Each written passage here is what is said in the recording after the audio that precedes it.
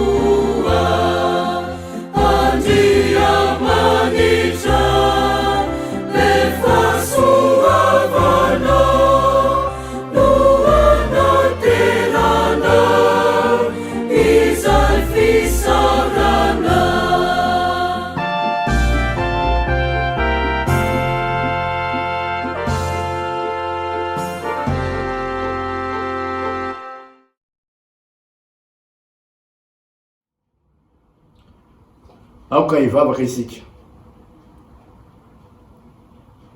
Ry Andriamanitra Rainay izay any an-danitra ao. Rainay tokoa amin'ny alalan'i Jesosy Kristy tomponay.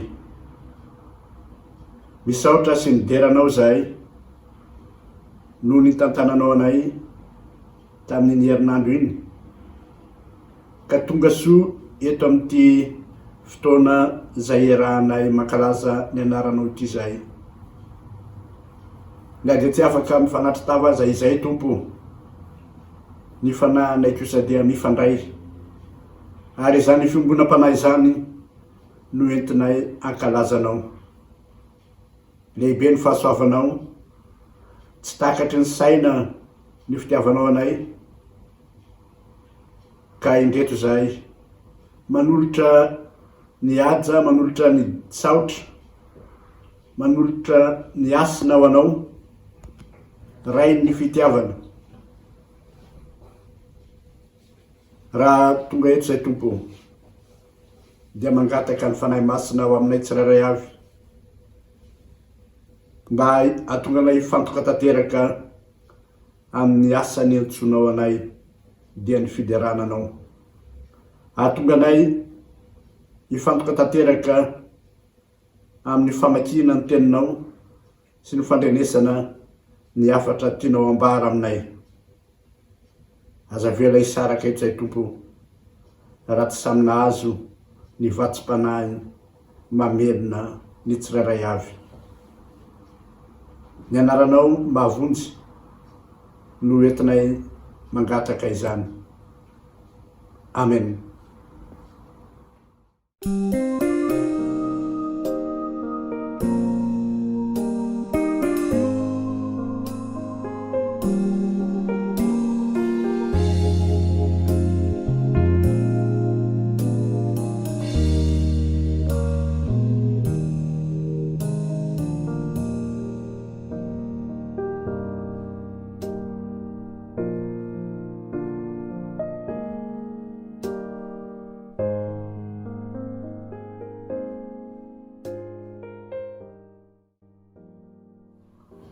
Aoka hoenitsika mpanajana ny teny manambara ny sitrapon'Andriamanitra zay voasoratra ao amin'ny Romanina 12:7-12. Aoka ny fitiavana ho amin'ny tsy fiatsaram-belatsia, mahakahala ny ratsy, mifikira amin'ny tsara, mifankatiava araka ny fifankatiavan'ny mpirahalahy, mitary lalana amin'ny fifanomezam-boninahitra, mahazo to fahazamalaina, ary eo ka fanafoa amin'ny fanompona ny tompo, mifalia amin'ny fanantenana, miareta amin'ny fahoriana, mahareta amin'ny fivavahana.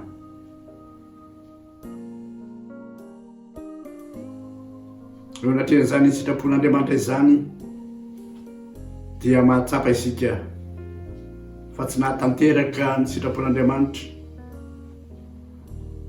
nanimbazimba ny fahamasinan'Andriamanitra, ary nanitsakitsaka ny didin'Andriamanitra, ka aoka isika anatona azy, anetry tena ifona aminy ka anao vavaka mangina.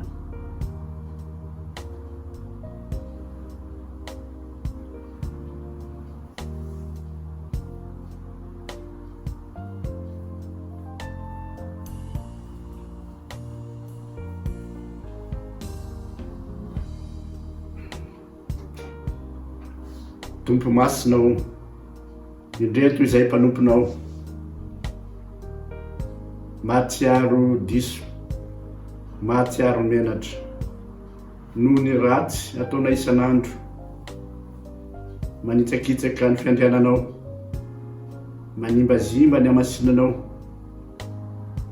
tsy mba nanao araka ny teninao zay tompo, tsy mba nitia ny rahalahinay tahaka ny tenanay,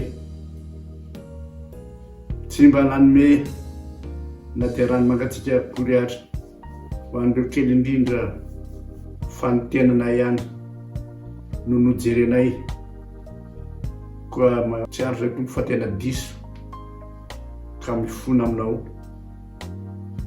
mangataka ny famindraponao lehibe ho aminay tsirairay avy, mangataka ny antranao ameno ny fonay ka nanay indray fanantenana. Tompo, indreto zay mitalao famelan-keloko. mamelana Tompo. Amen.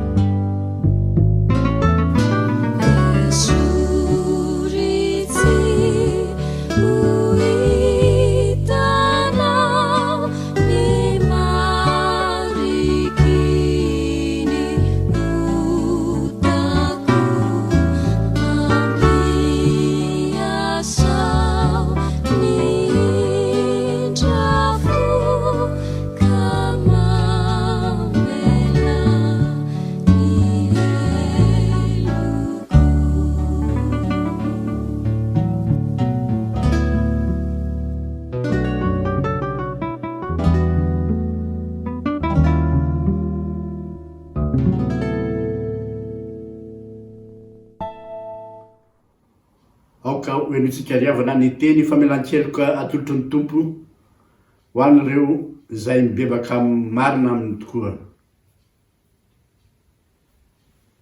Hoy ny teny nampitondraina any Jeremia: fitiavana mandrakizay no nitiavako anao, koa izany no nampaharetako ny famindram-poko sy ny fiantrananao. Voavela ny elokareo no ny anarany masina, midy rano Tompo.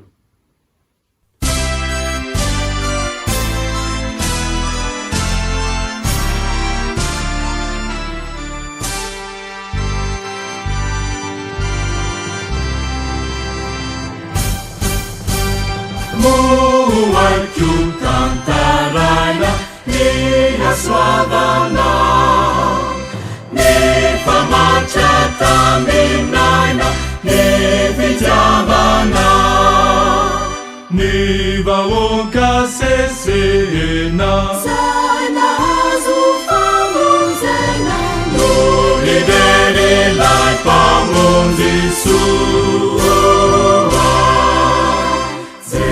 Sonodera, sonodera, zay natami ambara. Sonodera,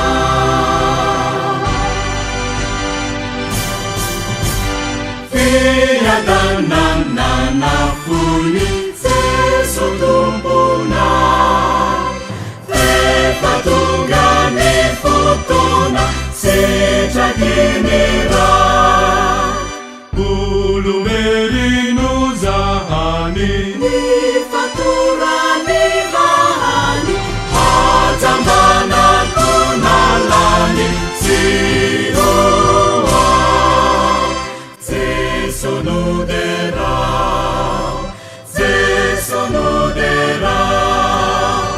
Zay nataony ambara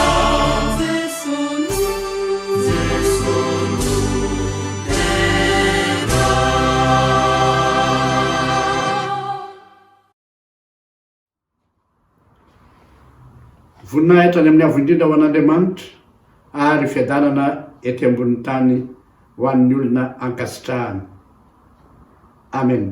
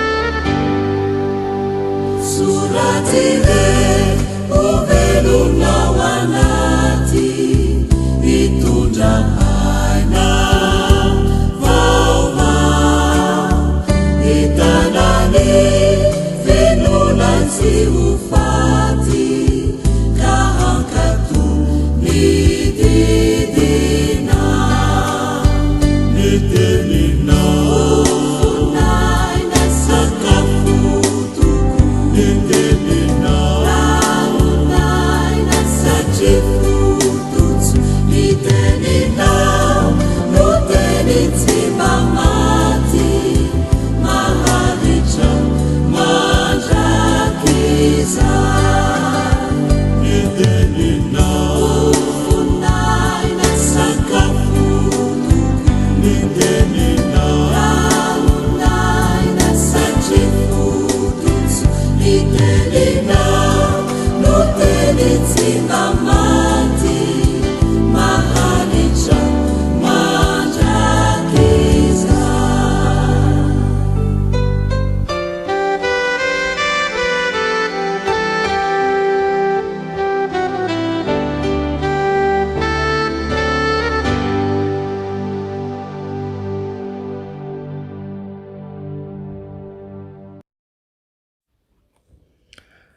Aokisika hivavaka.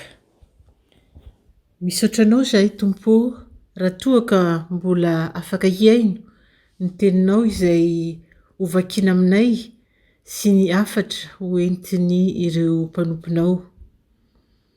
Teny mahavelona ny tenin'Andriamanitra, koa mangataka ny fanahinao masina zahay mba hampangina ny nofo sy ny saina araka ny maha olombelona anay, ary tsy hahare afa-tsy izay tianao ambara aminay ihany. Anao irery ihany ny haja sy ny voninahitra. Mitenena Tompo fa mihaino izay mpanomponao. Amen. Amaky ny tenin'ny soratra masina isika, izay hitantsika ao amin'ny asan'ny apôstôly ao amin'ny toko 9 izay raisina ao amin'ny andininy 15 ka hatsahatra ao amin'ny andininy 17. Asan'ny apôstôly toko 9 andininy 15 ka hatramin'ny 17 izay mivaky toy izao amin'ny anaran'i Jesosy. Ary Filipo nidina tany amin'ny tanàna any Samaria ka nitory an'i Kristy tamin'ny olona tao. Ary ny vahoaka betsaka dia nindray hevitra ny aino izay nolazain'i Filipo raha nandre azy sy nahita ny fahagagana nataony. Fa ny fanahy maloto ny antso tamin'ny feo mahery dia nivoaka tamin'ny maro izay nanana nazy. Ary maro ny marary ny paralysisa sy ny mandringa no nositraniny. Dia nisy fifaliana lehibe tao amin'izany tanàna izany. Ary nisy lehilahy anankiray raha teo an-tanàna atao hoe Simona, izay nanao ody ka nahatalanjona ny olona tany Samaria sady nandoka tena nanao azy ho zavatra. Ary niaino azy ny olona rehetra, na ny kely na ny lehibe, ka nanao hoe ity lehilahy ity no herin'Andriamanitra izay atao hoe lehibe. Ary niaino azy ny olona satria efa ela nitalanjona tamin'ny odiny. Ary rehefa nino an'i Filipo nitory ny teny soamafaly ny amin'ny fanjakan'Andriamanitra sy ny anaran'i Jesosy Kristy ireo dia natao batisa avokoa nalàna vavy. Ary Simona koa mba nino, ary rehefa natao batisa izy dia nanaraka an'i Filipo, ary talanjona izy raha nahita ny famantarana sy ny asa lehibe izay natao. Ary noho norenin'ny apôstôly tany Jerosalema fa Samaria efa nandray ny tenin'Andriamanitra, dia naniraka ny Petera sy Jaona izy ka ankany aminy. Noho nitafidina tany izy roalahy dia nivavaka ho an'ny olona mba handraisany fanahy masina. Fa tsy mbola nisy ilatsahany izy na dia iray akory aza, fa natao batisa tamin'ny anaran'i Jesosy Tompo ihany izy. Ary izy roalahy nametra tanana taminy ka dia nandray ny fanahy masina ireo. Amen. Petera voalohany toko 7 andininy 15 ka hatramin'ny 17. Hovakitsika amin'ny anaran'i Jesosy. Fa manamasina ny Kristy ho tompo ao am-ponareo, ary aoka ho vonina mandrakariva ianareo, hamaly izay manontany anareo ny amin'ny antony fanantenana ao anatinareo, nefa amin'ny fahalemem-panahy sy ny fanajana, ka manana fieritreretana tsara mba ho menatra izay manaratsy ny fitondran-tenanareo tsara ao amin'ny Kristy. Dia izay hanendrika endrehana anareo. Fa raha sitrapon'Andriamanitra dia tsaratsara kokoa ny hitondra fahoriana amin'ny fanaova-tsoa noho ny amin'ny fanaovan-dratsy. Fa Kristy koa aza efa nijaly indray mandeha noho ny ota, ny marina hamonjy ny tsy marina mba hitondra antsika ao amin'Andriamanitra, ka novonoina tamin'ny nofo, fa novelomina tamin'ny fanahy. Amen.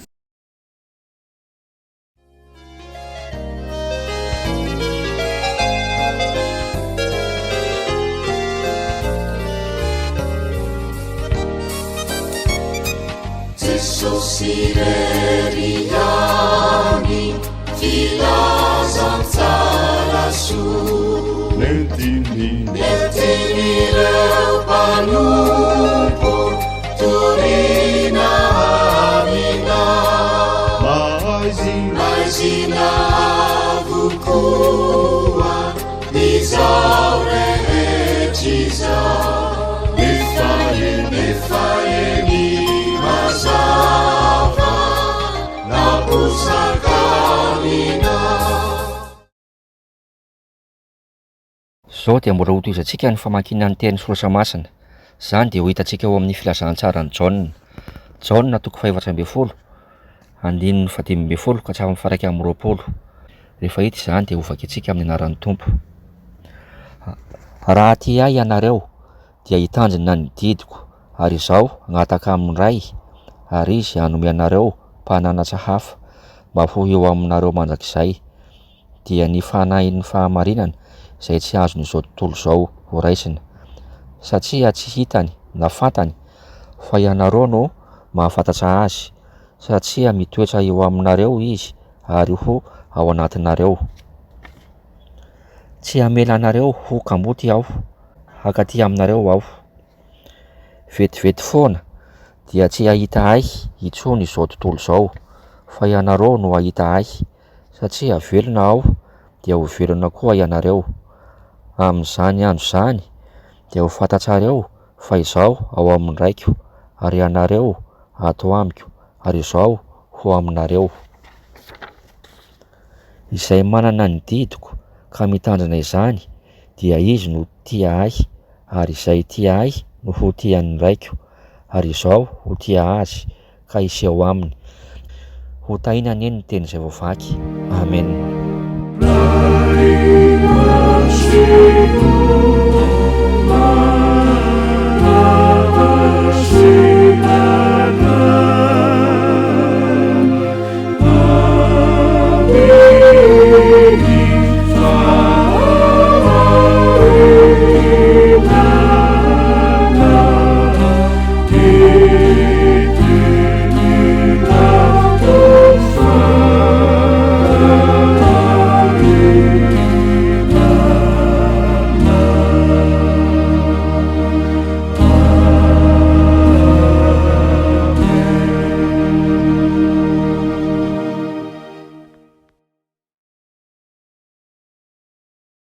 Aoka hoerahantsika manonona ny fanekempinoana kristianina izay iraisantsika amin'ny fiangonana masina manerana izao tontolo izao. Mino an'Andriamanitra iray tsy tompanao ny lanitra sy ny tany aho, ary mino an' Jesosy Kristy zanan'ilay tokana tompontsika izay nitorotoronona tamin'ny fanahy masina, naterako Maria Virjiny, nijaly raha nanapaka Ponto Pilato, nombona tamin'ny hazo fijaliana, maty ka nalevona, nidina teny amin'ny fiainantsika, nitsangana tamin'ny maty tamin'ny andro fahatelo, niakatra ao any an-danitra, mipetraka eo ankavan'Andriamanitra iray tsy toa, avy any ny avy ny tsara mivelona sy ny maty. Mino ny fanahy masina aho, ny fiangonana masina manerana izao tontolo izao, ny fiangonana ny olona masina, ny famelan-keloka, ny fitsanganany tena amin'ny maty, ary ny fiainana mandrakizay. Amen.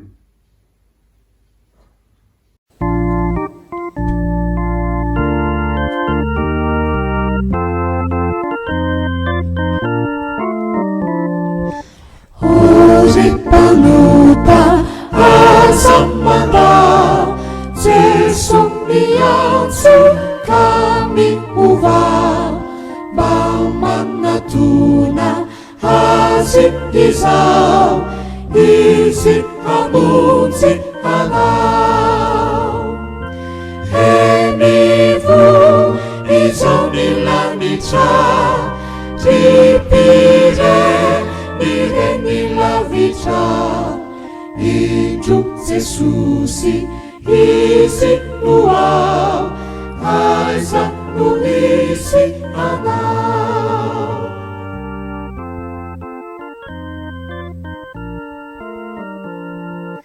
Bea piai vai anau Nutsi manjus Jesu fangan'izao dia tapao ny efitrao kamy hovaharitsy zao henivo izao milanitra tipire ny henilavitra indro Jesosy izy no ao aiza no isy anao.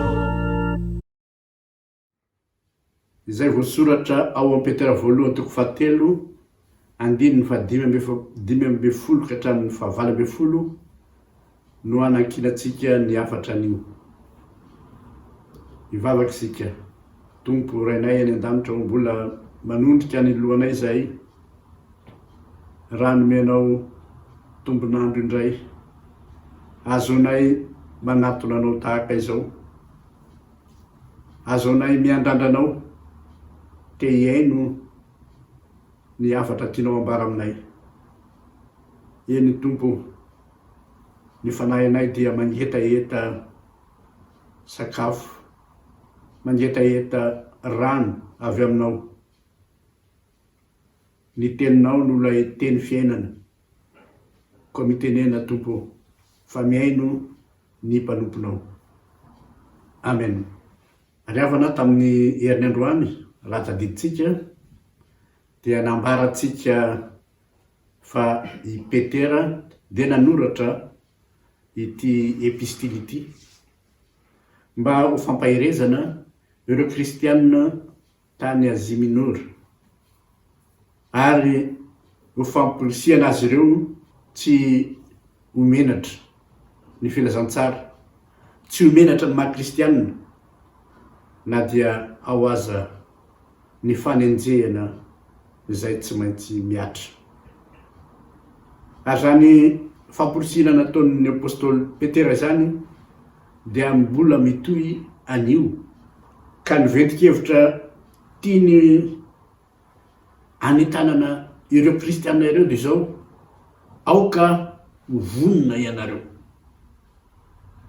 Ny teny hoe vonona moa eto amintsika misy sampanatily teny sikoto. Zany teny zany dia manentana ny mpikambana mba ho mailo, mba ho malina mandrakariva, mba tsy ho tratry ny tampoka tsy mahalehilahy. Dia toraka zany koa Petera, aoka ho vonona ianareo.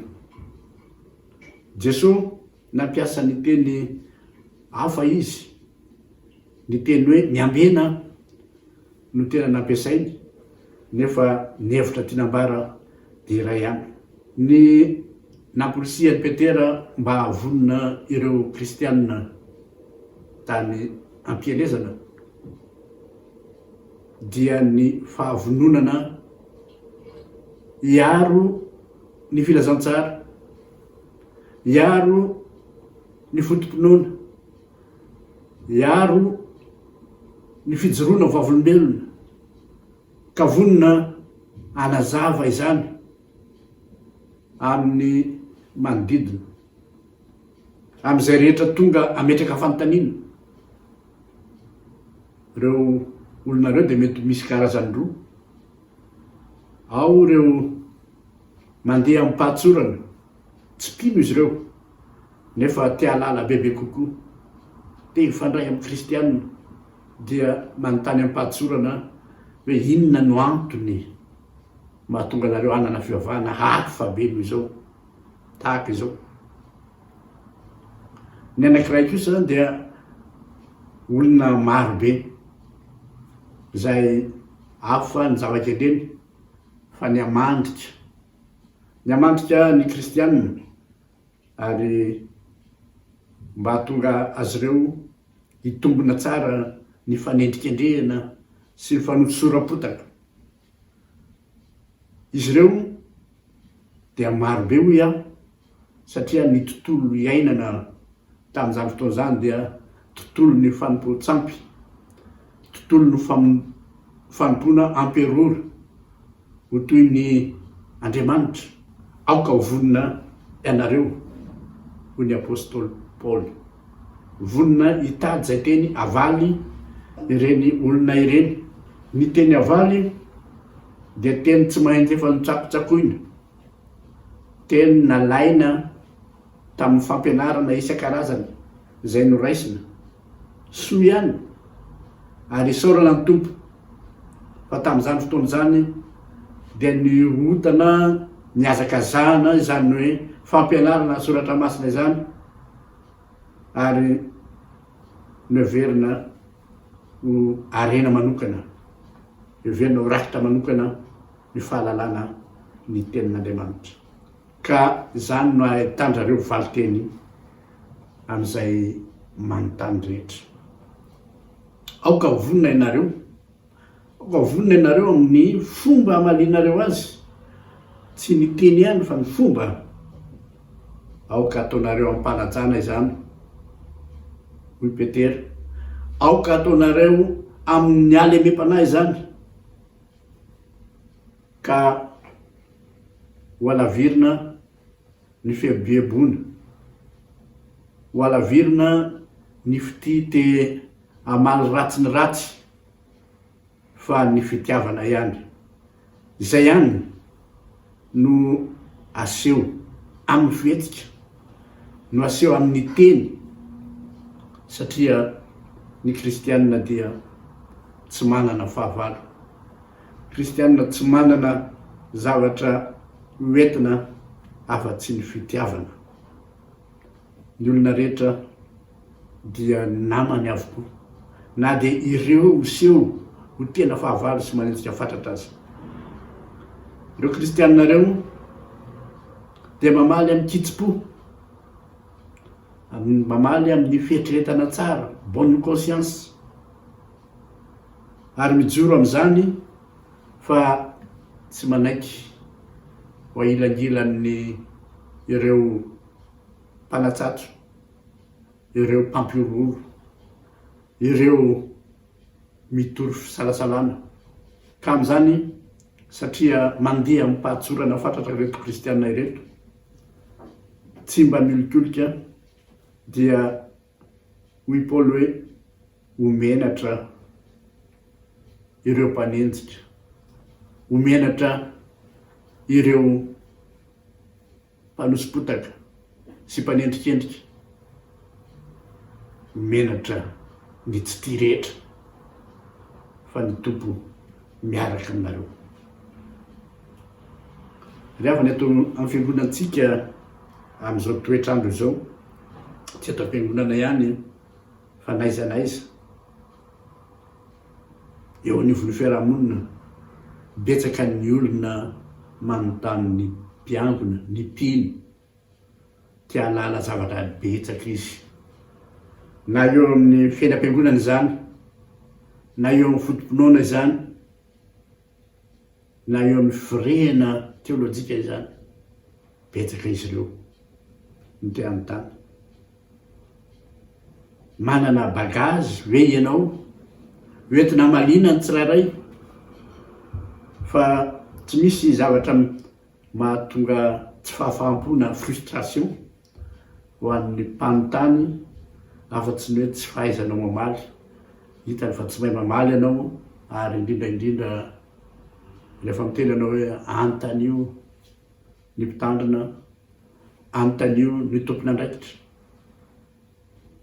Ilaina ry havana ny alalatsika na dia kely indrindra aza, mikasika ny finoana kristianina, mikasika ny FPMA, mikasika ny fiangonana Montpellier, satria betsaka ho iaho no tia halala momba izany.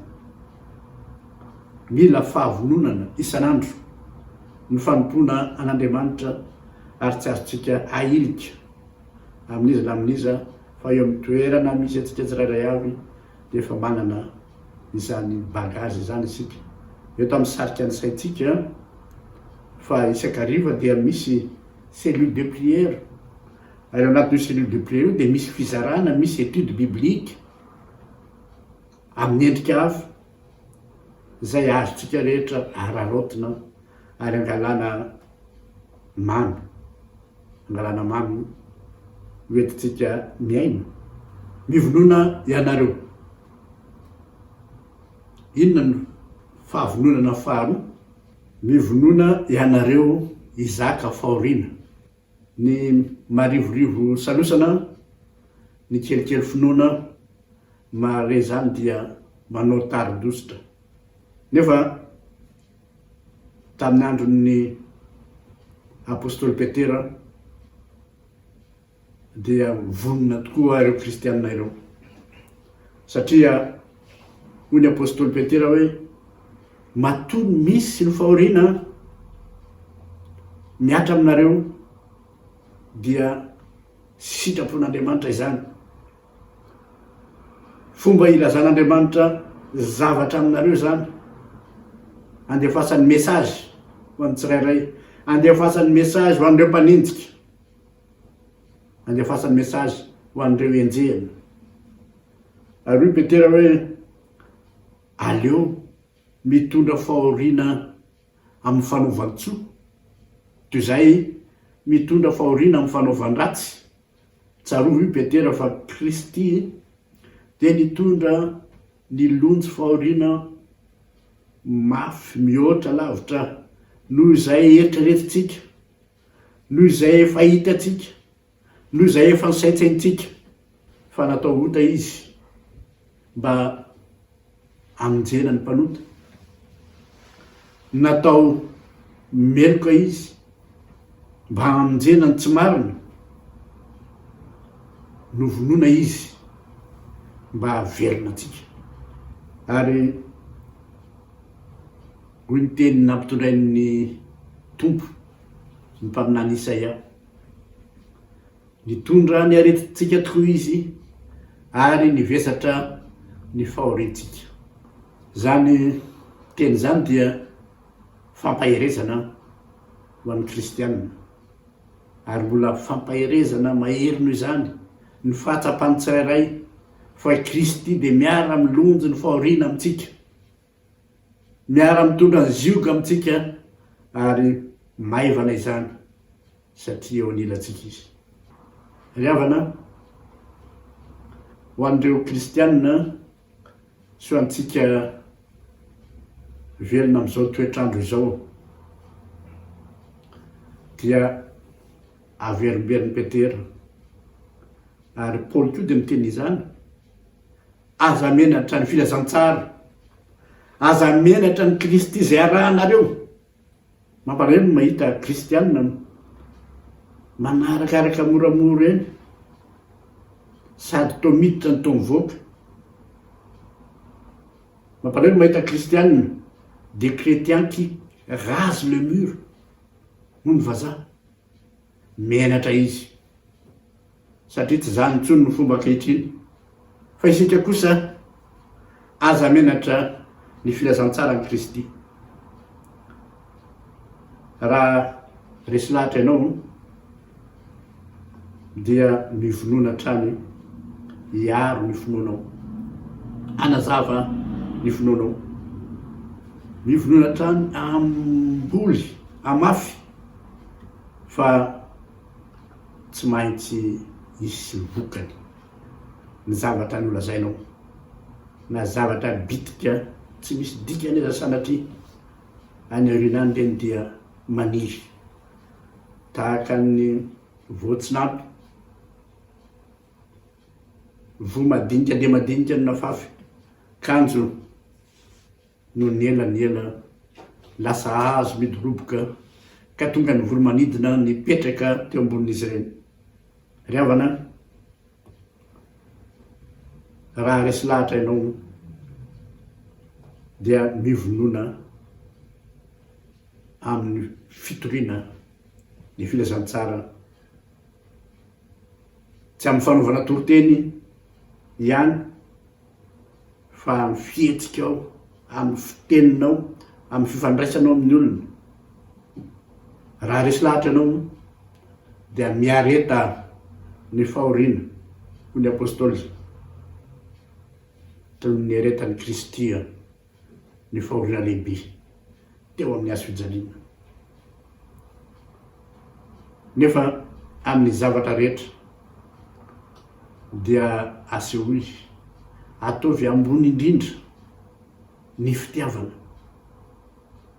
fa izany no lalana idirana amin'ny fanjakan'Andriamanitra.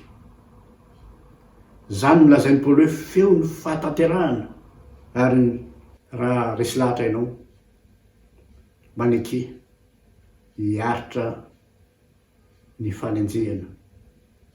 Misy hira ao amin'ny firangatsika, hira fa 1:30 zay anisan'ny fampaherezana ho an'ireo rehetra zay mihotra mba anaraka ny tompo. Ry Jesosy tompo tsara, ry mpamonjy io, sambatra aho manan-tsara manana anao, fa na maro ny mpandrafy tia mely ahy mafy, ianao mahay manafy hery ny anao. Raiso zany ny fampaherezana ho anao.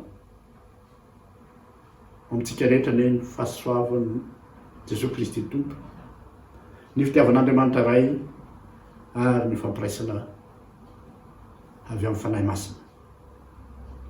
Amen.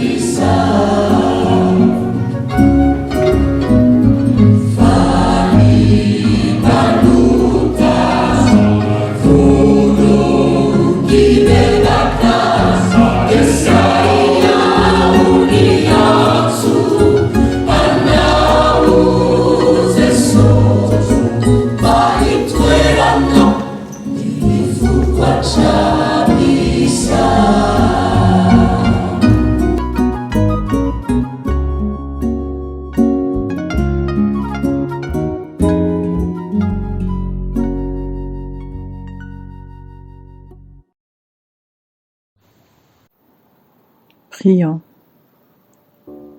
Merci Seigneur de nous avoir unis encore en ce dimanche dans la prière, dans les louanges. Nous te remercions également pour ta parole, car ta parole est source de vie, Seigneur. Nous voudrions porter en prière tous les malades, que ce soit du coronavirus ou d'autres maladies, Seigneur. Nous te demandons de les guérir, de les soulager de leur douleur, Seigneur, de leur donner force et courage pour surmonter chaque combat, Seigneur, chaque épreuve. Nous prions également pour les familles, des personnes endeuillées. Nous te demandons de leur donner aussi du courage, de les relever de cette épreuve également, Seigneur. Et nous te demandons d'apaiser leur cœur, de leur donner l'espoir d'une vie éternelle, d'une vie après la mort, Seigneur. Nous prions également, Seigneur, pour notre patrie, Madagascar. Nous te demandons de bénir chaque Malgache, de leur apporter aussi, Seigneur, ton soutien, de leur donner la force, le courage de vivre chaque jour, Seigneur, de subvenir à leurs besoins. Nous te demandons, Seigneur, surtout de donner la sagesse aux dirigeants pour qu'ils pensent aux Malgaches et pour qu'il puisse aussi faire avancer notre chère patrie. Seigneur, nous prions également pour la France, ainsi que pour tous les pays du monde entier, que la paix règne dans chacun de ces pays, Seigneur, et que ta gloire se démontre à travers chaque dirigeant également, Seigneur. Se démontre également à travers chaque religion, Seigneur. Seigneur, nous voudrons aussi porter en prière tous les étudiants qui traversent en ce moment, tous les élèves et étudiants qui traversent en ce moment une période difficile pour leur apprentissage. Nous te demandons, Seigneur, ton Saint-Esprit, afin de les illuminer dans les examens qui vont passer bientôt, Seigneur, de les accompagner dans chaque révision et de leur donner aussi, Seigneur, beaucoup de courage. Seigneur, nous voudrions finir cette prière par la prière que tu nous as appris. Notre Père qui es aux cieux, que ton nom soit sanctifié, que ton règne vienne, que ta volonté soit faite sur la terre comme au ciel. Donne-nous aujourd'hui notre pain de ce jour. Pardonne-nous nos offenses, comme nous pardonnons aussi à ceux qui nous ont offensés. Et ne nous soumets pas à la tentation, mais délivre-nous du mal. Car c'est à toi qu'appartiennent le règne, la puissance et la gloire au siècle des siècles. Amen.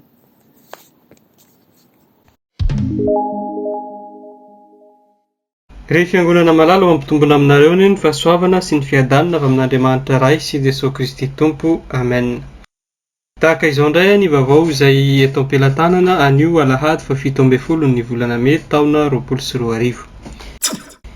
Fitandremana dia mampilaza amintsika ihany koa zany ny mpitandrina fa miverina misokatra ny permanence pastorale ho antsika izay angataka fiaonana manokana amin'ny pasteur zany dia afaka ataontsika ny miantso azy mametraka ny rendez-vous iaonantsika aminy fa angatana isika ametraka sy anaja tanteraka ny geste barrière rehetra ialana amin'ny aretina samihafa. Misaotra ny tompo lalandava isika satria maro isanandro ny olona manatrika ny fitoam-pivavahana izay atao isakariva amin'ny alalan'ny conférence téléphonique. Ary mbola manentana antsika tsiraray avy andray anjara amin'izany tsy amin'ny fanatrehana ihany fa amin'ny alalan'ny fandraisana anjara amin'ny vavaka sy ny vakiteny ihany koa anatona antsika ny biraon'ny sampana isatsokajiny ary isika koa dia afaka manatona azy ireny mivantana na manatona ny iray amin'ny diakona sy ny komity ho fandaminana ny fandraisana anjara ny tsiraray avy. Azonareo atao ihany koa ny manao ny fizarana na ny toriteny izay omanina miaraka amin'ny mpitandrina. Vaovao ny fitandremana ihany amin'ny alakamisy izao dia alakamisy fahatsiarovana ny andro ny akarana koa eo amin'ny toeran'ny cellule de prière amin'ny valo sasany ariva no anaovantsika fanompoam-pivavahana ho fideranan'Andriamanitra noho izany koa amin'ny alalan'ny conférence téléphonique ihany no anaovantsika izany fankalazana izany. Ny fanompoam-pivavahana ny alahady fa 14 ny volana May dia alefa amin'ny serasera isan-karazany tahaka ny anio ihany. Vaovao ara-tsosialy araka nefa nambara tamin'ny heriny zany dia nanokatra ny banque alimentaire ho an'ny mpianatra sy ho an'ireo izay mila izany ny association d'entraide protestante malgache izay association misehatra ny asa sosialy eto anivon'ny fiangonana FPMA Montpellier. Koa azontsika atao ny manatitra ny don ka misy point de collecte anankitelo noho izany any atokatranony Ramatoa Aingo Randriamaharo mivady, any atokatranony Andriamatoa Roland Rajonarvelo mivady ary any atokatranony Andriamatoa Rasolofarijona mivady no afaka anaterantsika izany. Ho antsika kosa izay isitraka izany dia antsona isoratra anarana any amin'ny filohan'ny association Aingo Randriamaharo na aty amin'ny filohan'ny fiangonana no ho fandaminana izany fizarana ny fanampiana izany. Araka ny efa nambara tamin'ny herinandro ihany koa zany dia miantso antsika manana talenta amin'ny sehatra numerika, anatevina ny ekipan'ny fiangonana izay mikarakara izany ho fanampiana ny asan'ny fiangonana amin'ny fitoriana ny filazantsara. Koa isika rehetra manan-talenta amin'izany sy liana amin'izany dia antsoina anantona ny tenanay na anantona ny filohan'ny STK. Vaovaon'ny faritany, antsoina isika rehetra tompon'andraikitra eto anivon'ny faritany atsimo andrefana, isaky ny sampana, ny biraon'ny sampana, ny biraon'ny fiangonana, mpampianatra sekolelahady sy ny mpiandraikitry ny skoto. Anao ny fiofanana ho an'ireo tompon'andraikitra izay atao ny asabotsy fahaenina volana jona ho avy izao. Ka amin'ny 2 ka hatramin'ny 4 ora nanaovantsika izany, ary ny fomba hanatanterahana azy dia ho lazainantsika amin'ny manaraka rehefa mahazo fanampim-bavao hafa isika. Dia toy izay sy toy izay ny vaovao fohy mahakasika ny fiangonantsika. Ny tiana ambarantsika zany dia aorianan'ny filazan-draharaha dia miaraka hanatanteraka ny fanatitra na ny rakitra isika, ka araka ny fomba mahazatra dia amin'ny alalan'ny virement bancaire sy ny fandefasana taratasim-bola any amin'ny trésorière ny fiangonana no anaovantsika izany. Ho antsika izay mbola tsy manana ny relevé d'identité bancaire ny fiangonana na tsy manana ny coordonnées ny mpitambola ny fiangonana dia azonareo atao no manontany izany aty amin'ny komity na mandefa mail any amin'ny fpma-montpellier@gmail.com. Eto ampamaranana dia mamerina ny fisaorana antsika mianakavy izay niaraka nanototosa izao fotoam-pivavahana izao. Misaotra ny mpitandrina, ny mpamaky teny dia ny SLK sy ny SVK ho an'ny androany, ary ireo rehetra teknisiana nanomana izao fotoana izao sy ny mpandika teny. Dia ho an'Andriamanitra iray no voninahitra hatramin'ny taloha indrindra ka ho mandrakizay.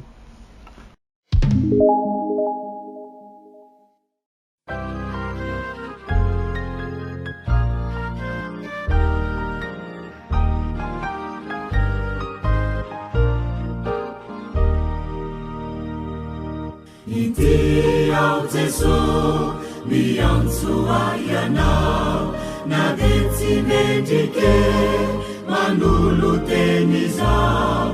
Ianao no nifidy tsy haiko ny handao, tiantso sarobidy ry tompo mamela.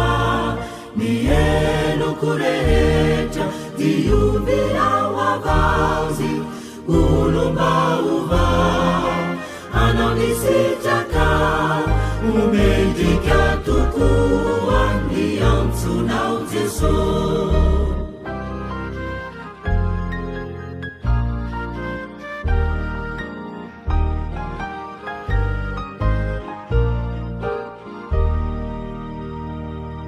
Inty ao Jesô miantso ianao, mba ho fahazavany izao tontolo izao. Ianao no nifidy aio fanasina, anefa ny adidy lehibe sy masina. Koa masino tompo vavononao anompo, momba ny herinao hitondray vaovao, omendrika tokoa ny antsonao Jesô. Misaotra ny tompo isika fa tanteraka soamatsara izay fivoriana izao, izay natokantsika iderana an'Andriamanitra sy andrenesana ny feony. Manantena izay fa isika rery dia samy efa nahazo ny anjara natokana ao antsika tsiraray avy. Izao no afatra apetraka amintsika alohan'ny isarahantsika. Mifalia manakariva ao amin'ny tompo, hoy izaho indray mifalia. Aoka ho fantatry ny olona rehetra ny fandeferanareo. Aza manay na inona, fa aoka ny fivavahana sy ny fifonana mba amin'ny fisaorana no entinareo manambara ny fangatanareo amin'Andriamanitra amin'ny zavatra rehetra. Raiso ny tsodrano tononona amin'ny anaran'ny tompo. Hitay anareo ny tompo ka hiaro anareo, ampamirapiratra ny tahony aminareo ny tompo ka hiantra anareo, anandratra ny tahony aminareo ny tompo ka nome anareo fiadanana. Amen.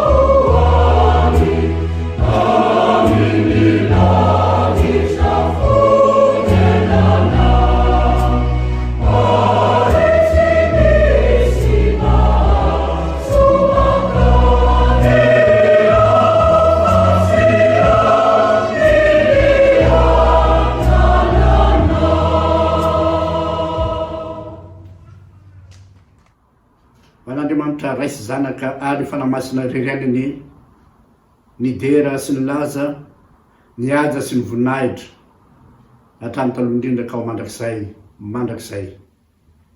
Amen. Mandehana amin'ny fiadanana ka manompo ny tompo.